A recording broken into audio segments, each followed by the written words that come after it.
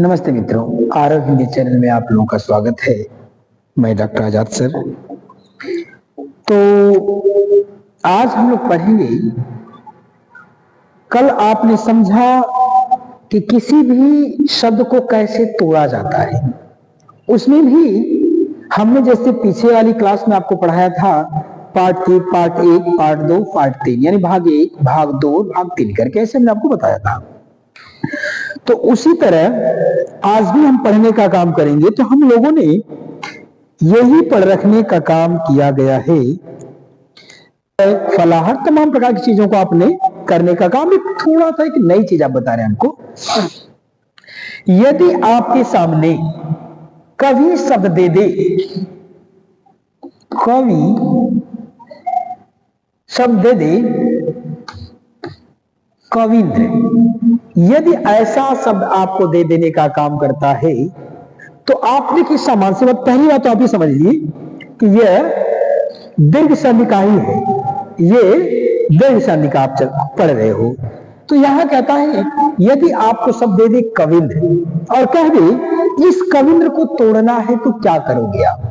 तो आपका उत्तर होगा कि देखिए, मैंने कल भी बताया और हम आज भी बता रहे हैं कि कोई भी शब्द बीच से टूटेगा और बीच से टूटने के बाद दोनों का अपना एक अलग अलग अर्थ होगा। जैसे यहां पे लिखा है कविंद्र, तो कविंद्र को आप कहां से तोड़ेंगे? यहां से तोड़ेंगे। कवि, कवि के यहां से तोड़ेंगे। तो आप करेंगे क्या? कुछ नहीं करना। देखिए, यहां लिखना आपको कवि और यहां लिखना है आपको इंद्र। बात यह है, अब समझिए, इंद्र होता है या इंद्र होता है? यदि इंद्र होगा तो बड़ी हो जाएगा, इसलिए कहता है कि इंद्र ऐसे। तो कहता है कि निश्चित रूप से दोनों शब्दों का एक निश्चित अर्थ होना चाहिए। जैसे यहां पर देखा, कवि का एक अलग अर्थ है और इंद्र का अपना एक अलग अर्थ है। उसी तरह से एक शब्द और आप देखिए, हरिच्छा। हरि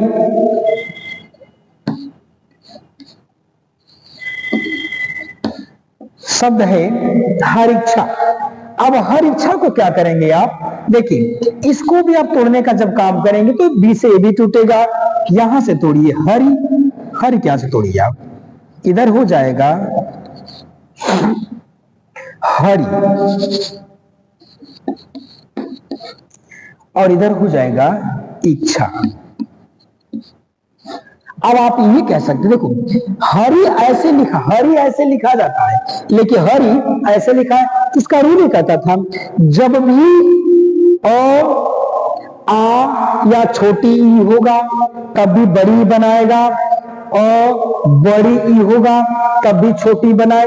क्योंकि अगर इसका भी सम करेंगे जब आप, तो ये जो छोटी है और ये भी छोटी है, तो दोनों छोटी का मिला के बड़ी ई कर देगा। ये सब जस का तस रह जाएगा और बस करेगा क्या? छोटी का बड़ी कर। इसलिए कहता है इस शब्द को हमेशा बीच से तोड़ने का काम करेगा। आपका शब्द बन जाएगा हरि और इच्छा। अगला शब्द आपका दे रखा है इसने महेंद्र। महेंद्र, वही प्रक्रिया होगा। आप ऐसे कर लेंगे। नौ जब तक समझ में आ रहा हो तब तक के लिए इस तरह करना है। आप करिएगा मही। आप ऐसा मत करिएगा बड़ी है तो यहां बड़ी उतारी, क्योंकि बड़ी और इधर भी बड़ी होगा तब भी बड़ी ही बनाएगा, है ना?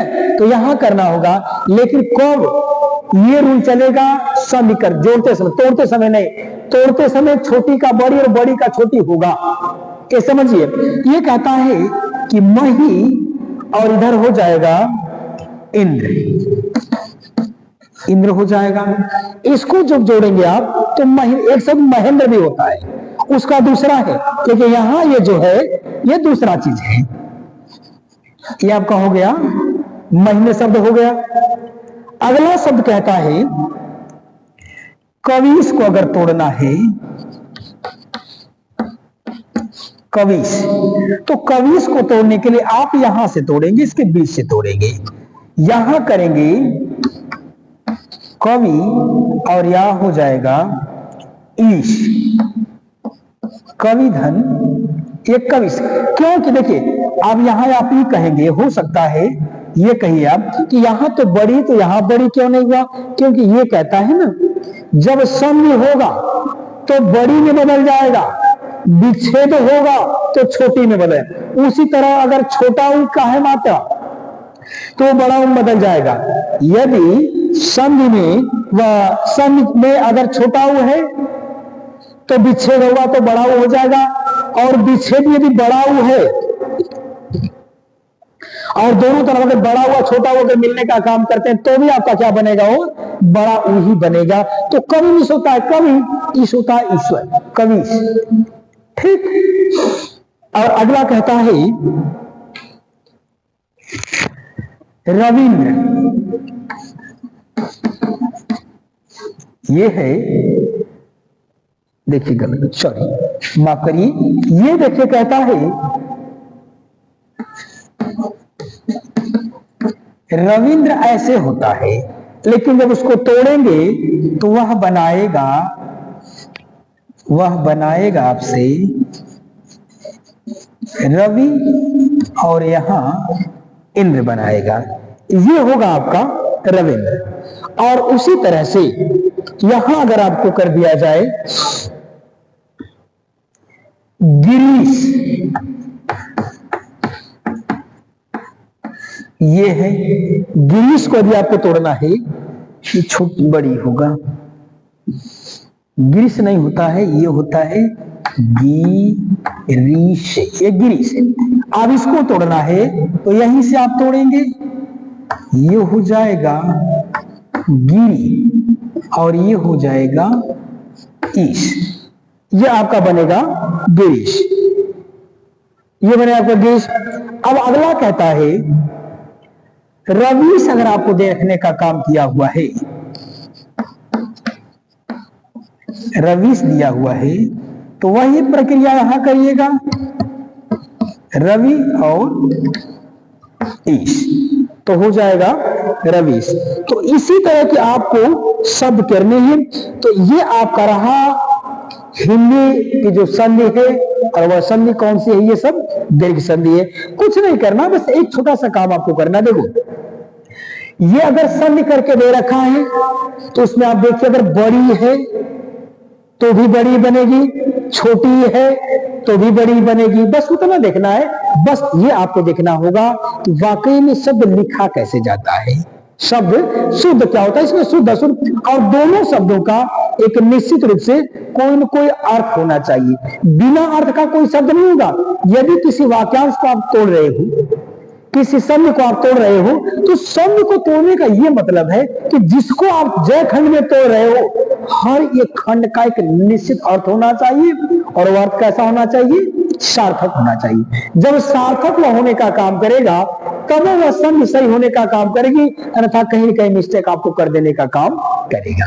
तो ये आज आपने पढ़ा दीर्घ स्वर संधि को। मैंने आपको बताया कि इसको पहले मैंने आपको तोड़ना जोड़ना सिखाया, फिर मैंने आपको तोड़ना बताया। यदि इसे जोड़ने और तोड़ने में दीर्घ संधि का क्यों, इसको दीर्घ संधि का कहीं अगर आपको जोड़ने में, आपको तोड़ने में कहीं किसी प्रकार की समस्या अगर हो रही हो तो आप निश्चित रूप से कमेंट बॉक्स में लिखिए, पूछिए सर ये बात हमको यहाँ समझ में नहीं आई, मैं भरपूर प्रयास करने का काम करूंगा।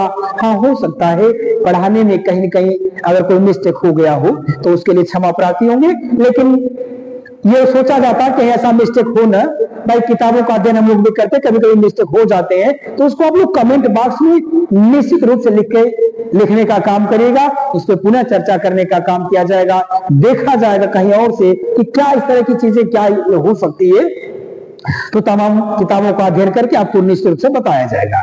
लेकिन अब तक आपने जो सीखा केवल दीर्घ संधि का सीखा, दीर्घ संधि सवर्ण को उसने बताया, वह अगर छोटी है तो बड़ी उसने क्या रखा था, यदि आगे बड़ी होगा और पीछे छोटी होगा तो भी बड़ी बनाएगा, दोनों तरफ छोटी होगा तो भी बड़ी बनाएगा। उसने कहा जो आप अगर सब विच्छेद ये सब करना है तो जुड़ना है, दोनों को मिला करके जुड़ना है, और जब जुड़ जाएगा फिर आपको विच्छेद करना होगा। तो विच्छेद में कुछ नहीं करना, विच्छेद का आसान तरीका ये है कि इतना ध्यान क्यों दो चीजों का, कि दोनों दो सब जय खंड टूटेंगे, दोनों के निश्चित रूप से एक निश्चित उसका अर्थ होना चाहिए, और जब निश्चित अर्थ होगा तो वह सार्थक अर्थ होना चाहिए, और जब भी खंड टूटने का काम करेगा सबका अपना एक अर्थ होना चाहिए, वही होता है आपका विच्छेद। ये बड़ा आसान। और आपको जब बात नहीं समझ में आई हो तो कमेंट बॉक्स में लिखिएगा, और अगली जो आपको गुण संधि है उसमें अब अगली कक्षा में आपको गुण संधि पढ़ाने का काम किया जाएगा। तब तक के लिए धन्यवाद। और एक काम करिए, यदि आप देख रहे हो तो लाइक निश्चित करिए, ताकि ये समझ में आए कि बात आपको कहां तक समझ में आ रही है। सब्सक्राइब कर लीजिएगा चैनल को और शेयर भी कर दीजिएगा। अधिक से अधिक आप देखें, इसका लाभ उठाने का काम करें, इसलिए क्योंकि परीक्षाएं आपकी काफी करीब है। अब तो लगभग उसका शेड्यूल भी आ गया है, वह मार्च के दूसरे तीसरे या चौथे में ऐसे में हो जाएगा पेपर, लेकिन हो जाएगा। इसलिए से आप लोग ज्यादा ज्यादा पढ़ने पे समय देने का काम करें। तब तक के लिए धन्यवाद। जय भारती, जय विद्यार्थी।